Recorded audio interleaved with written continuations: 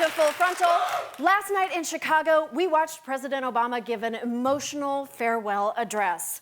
Oh boy, here come the waterworks. And, speaking of waterworks, hallelujah, it's Comedy Christmas! BuzzFeed News says the British intelligence passed to the Americans claims that during a trip to Russia, Mr. Trump rented a Moscow hotel suite where the Obamas once stayed, and it claims that he paid prostitutes to urinate on the bed. Oh, bullshit. Like, we're supposed to believe Trump has started paying people who do work for him? That, of course, was the local news. The national press took a tippy-toe trip to Euphemism Town. We are having one of those moments in American politics tonight, a confluence of events. Just one of those classic moments where the first black president gives a farewell speech while the next president watches two chicks piss on a bed. The only verifiable thing about this report is how much joy it gave me. It also claims the Trump campaign colluded with the Kremlin, which would be a capital offense, but oh my God, Il Duce likes to douse beds in floozy pee. Of course, the true victim here is that memory foam mattress. It can't ever forget. Je me souviens. Fun. It's been barely 24 hours since the story broke, and there are more Trump golden shower jokes on the internet than there are golden shower videos. There's a high probability this story is bullshit, but the fact that it's plausible bullshit is a terrifying statement about what our nation has come to. No one would ever believe that President Obama paid anyone to urinate on him. He's got people who do that for free. But we absolutely believe that Donald Trump is petty enough to hire someone to take a whiz in any bed his predecessor has slept in. In fact, if we believe doing something nasty and petty is what gets Trump hard, then his late-night tweets about Alec Baldwin make a lot more sense. It was CNN that broke the seal on the report's existence, and BuzzFeed that said, "Fuck journalistic standards, here you go!"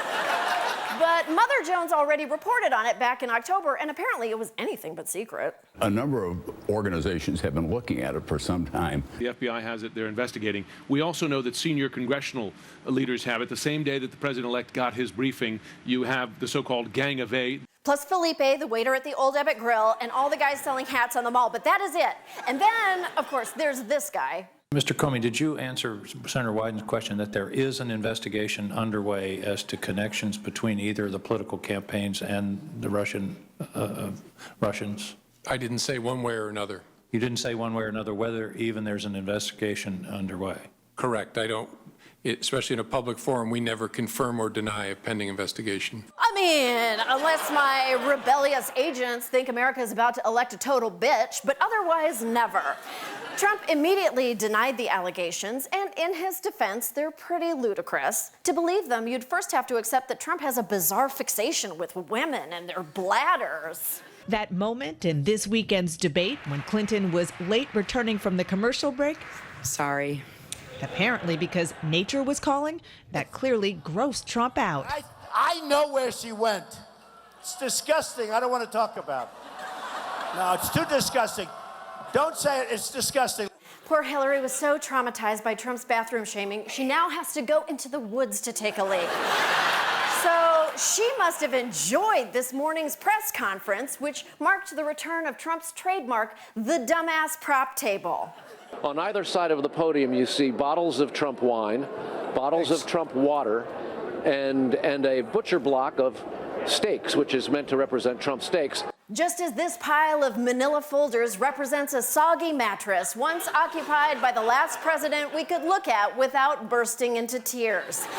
Let's watch how the next leader of the free world responds to a provocation. I will tell you that not within the meeting, but outside of the meeting, somebody released it.